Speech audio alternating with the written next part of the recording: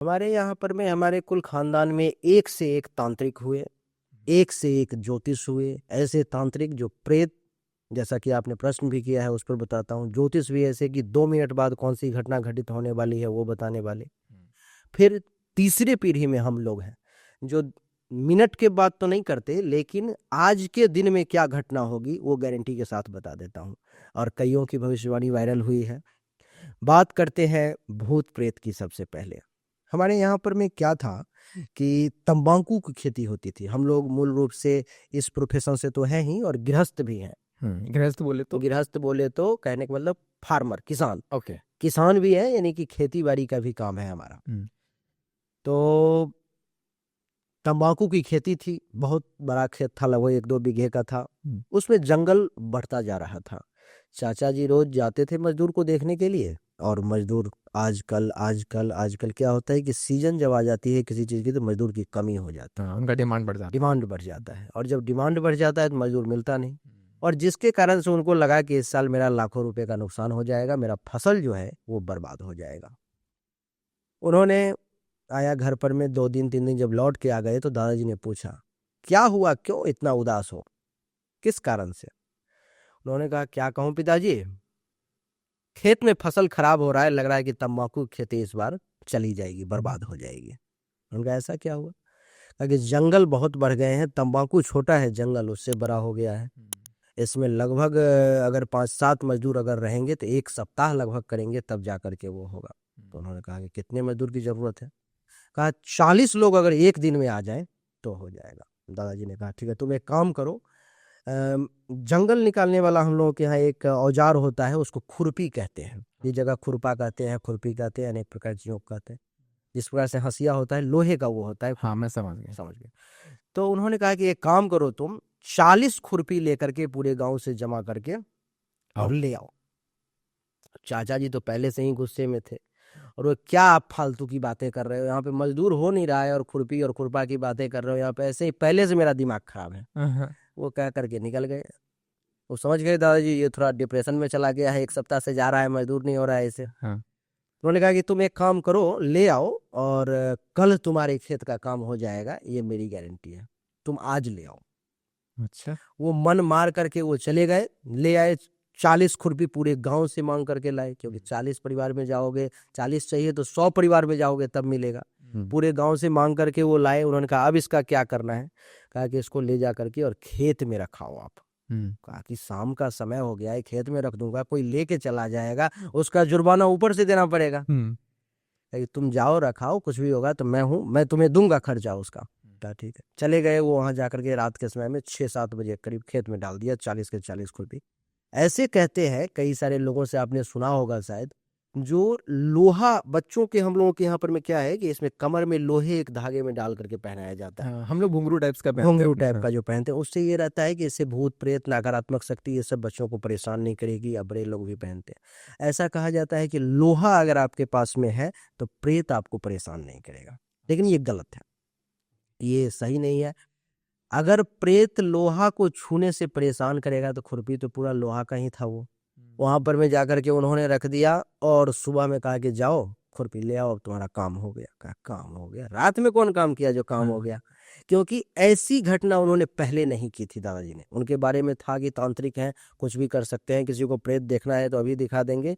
लेकिन अब खेत में भी काम करवाने वाली बात। जब सुबह में चाचा जी गए तो देखा कि खेत पूरा जैसा आपका अभी स्टूडियो है, जैसा हमारा घर आंगन होता है वैसा चकाचक एकदम। वो आश्चर्य में पड़ गए। वो फिर आए दादाजी के पास कि पिताजी ये कैसे हो गया, कितना खर्चा लगा, कैसे हुआ? कहा कोई खर्चा नहीं लगा, रात में ये जो मर गया था वहां वहां पर में, ये सब मेरा चेला है अभी। और 40 प्रेत गए रात में, आप यकीन मानो। और 40 प्रेत जा करके खेतों की सफाई की, और सफाई ही नहीं की, जिस खुरपी को जहां से उठाया था वहीं डाला और जमा करके जंगल को, जंगल जो होता है जमा करके उसको एक गड्ढे में भी उठा करके डाल दिया। अब ये किसी एक आदमी के तो बस की बात नहीं है, जहाँ 40 लोगों का। ऐसा तो है नहीं कि दादाजी रात में जाकर के कर दिया होगा उन्होंने।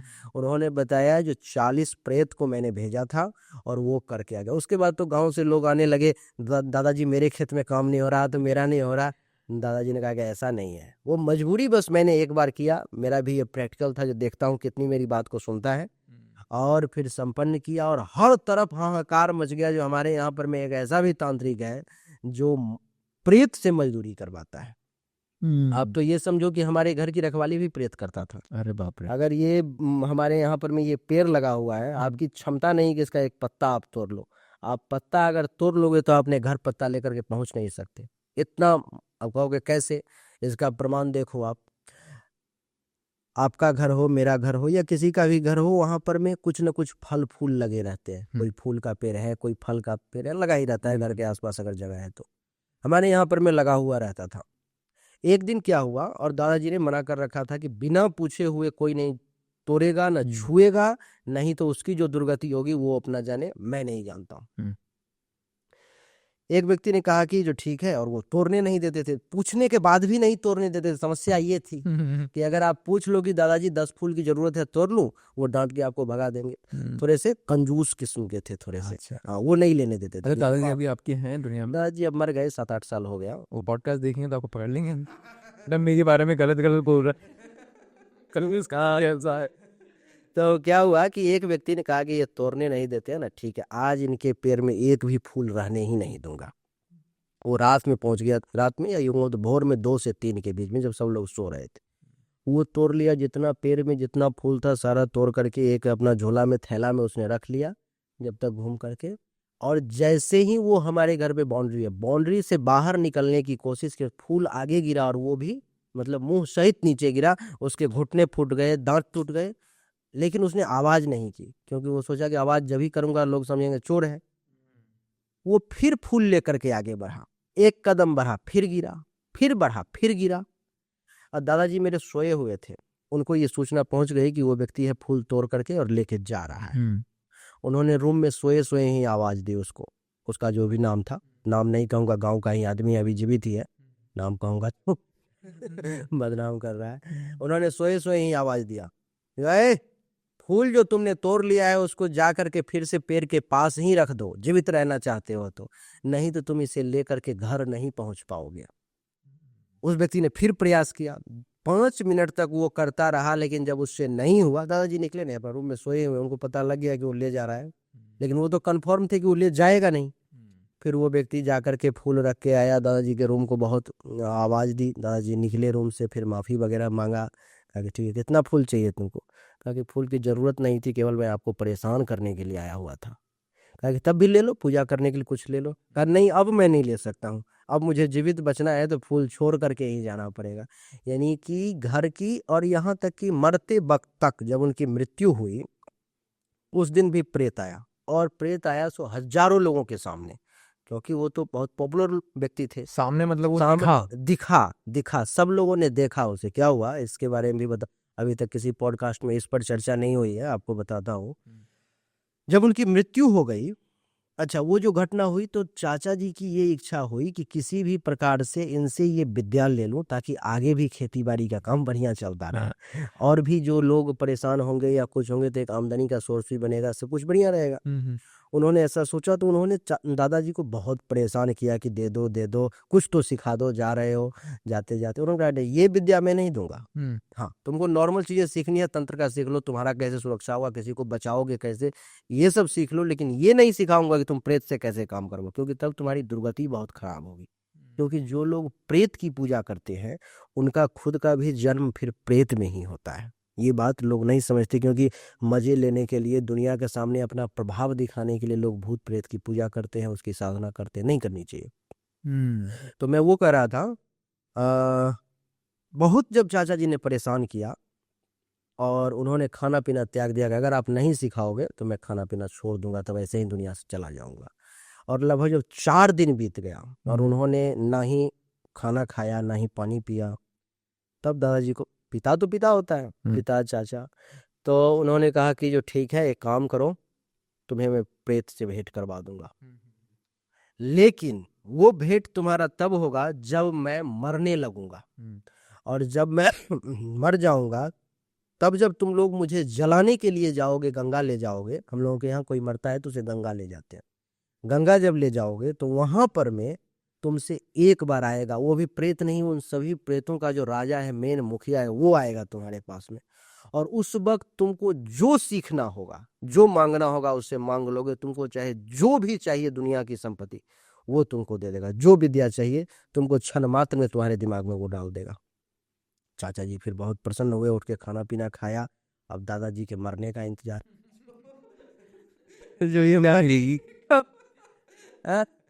तो फिर क्या हुआ, कुछ समय बाद 8-10 साल के बाद दादाजी की मृत्यु हुई। गंगा ले जाया गया, वहां पर मैं गए, वहां पर मैं जलाने की सारी प्रक्रिया हुई और वो लाश जो है रखा हुआ है लकड़ी पर में। आग लगाने का समय आ गया है और इनके दिमाग से ये बात उतर गई जो प्रेतराज आने वाला है। प्रेतराज आ गया, आया सो मतलब ये समझो कि उसकी लंबाई लगभग 6 से 7 फीट के करीब में। एक मिनट, दादाजी कुछ ऐसा करके गए थे कि मरते ही अपने आप वो प्रेतराज आया? हाँ, उसको कह के वो गए थे। अच्छा, कह के गए? उसको कह के गए थे कि जब मेरी मृत्यु होगी, मैंने इसे वचन दिया है कि जब मुझे जलाने से पहले तुम्हें प्रेतराज आकर के विद्या दे के जाएगा। अगर तुम उसको पहचान पाए, तुम ले पाए तो ले लोगे। वो कह के गए थे और प्रेत को भी आदेश दे के गए थे। उनकी मृत्यु हुई, वो अग्निशैया पर लेटे हुए थे। अब है कि मुखाग्नि दी जाएगी, जलाया जाएगा इन्हें। प्रेतराज आ गया। वहां पर में बहुत लोग हैं, गंगा के किनारे हजारों लोग हैं, कई गाड़ियां गई थी लोग जलाने के लिए। आ गया और उसकी ये समझो कि वो मनुष्य के रूप में आया। वो प्रेत मनुष्य के रूप में आया, ये भी असाधारण बात है। मनुष्य के रूप में आया। उसकी जो है लंबाई 6-6.5 फीट, यानी कि एक सामान्य व्यक्ति से ज्यादा लंबा, और उसकी दाढ़ी बहुत लंबी। वो माला वाला पहने हुए और कुछ उस टाइप से जो है मुंड माला वगैरह जो होता है ये हड्डी वगैरह का, उस टाइप का पहने हुए वो आया और कहने लगा। सबके बीच में आके खड़ा हो गया वो और लाश के पास आ गया और कहा कि खाना दो, खाना दो, मुझे खाने के लिए दो। वो जोर जोर से बोला। लोगों ने सुना, देखा, लोगों ने समझा कोई अपना संत महात्मा है जो यहाँ पर में भी मृत है, तो सोच रहा है कुछ खाने पीने, अघोरी टाइप कोई हो, अघोरी टाइप का कोई है, ये सोच करके लोगों ने उसके बात पर ध्यान नहीं दिया। लेकिन वो डटा रहा, जब तक उसको मिला नहीं खाना तब तक वो डटा रहा। और फिर चाचा जी ने कहा कि ठीक है, इसको खाने के लिए कुछ दे दो। वहां पर पूरी सब्जी, लड्डू, मिठाई वगैरह जो था उसको लेकर के एक पन्नी में, थैली में लेकर के दे दिया, लेकर के दे दिया। और उसको ये कहना वो भूल गया जो मुझे आपसे कुछ सीखना है, यानी कि पहचान नहीं पाए चाचा जी उसको। और उसने कहा कि अब मैं चलता हूं, मैं कुछ उद्देश्य से आया था यहाँ पर, मैं गुरु का आदेश था इसीलिए मैं आया था। तो लोगों ने समझा हो सकता है दादाजी इसके गुरु हो इसलिए आया है, कोई अघोरी वगैरह हो गया, विद्या सीखा होगा। गुरु का आदेश था इसलिए आया हूँ, लेकिन अब लग रहा है कि मेरा काम यहाँ पर में हो गया, मैं जिस उद्देश्य से आया था वो पूरा नहीं हुआ, अब मैं चलता हूँ। सबने कहा ठीक है बाबा, आप थोड़ा जल्द, जितना जल्दी चले जाओगे बढ़िया, क्योंकि आगे का काम भी बढ़ाना है। और सबके सामने से बीच से वो गायब हो गया। यानी कि वहां पर जितने लोग थे उन सब के बीच में लाश के पास खड़ा था। और जब वो गायब हो गया तब चाचा जी का दिमाग आया कि अरे यही प्रेतराज था जिससे मुझे विद्या लेना था और मैं पहचान ना पाया। और उन्होंने कुछ पहचान भी बताई थी, लेकिन उस चाचा जी ने उस पर ध्यान नहीं दिया। प्रेतराज चला गया। फिर ये रोते रोते रह गए। अब दादाजी भी चले गए और प्रेतराज भी चला गया। अब तो रास्ता ही नहीं बचा कुछ सीखने का। फिर मुखाग्नि वगैरह पड़ी, फिर लौट करके घर आए, लेकिन फिर प्रेतराज ने दोबारा दर्शन नहीं दिया, कितना भी प्रयास किया।